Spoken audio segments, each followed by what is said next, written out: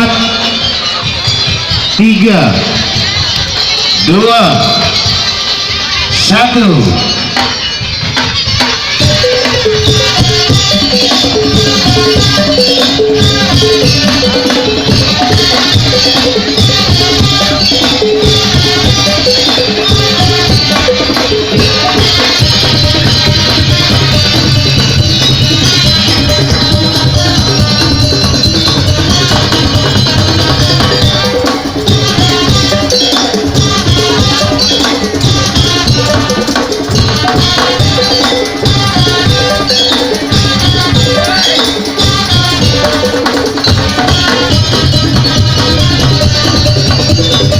Ya, terima kasih untuk Raksagara yang sudah ikut berpartisipasi.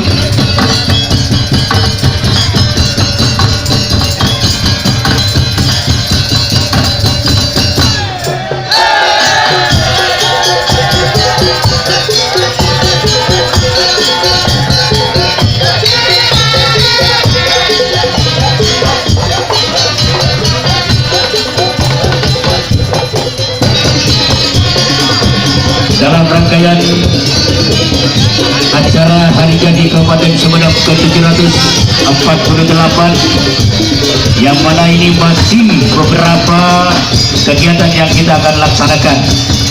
Oleh karena itu, kepada seluruh masyarakat Kabupaten Sumedang, ayo kita tonton kegiatan-kegiatan yang akan dilaksanakan dalam rangkaian Hari Jadi Kabupaten Sumedang ke-748.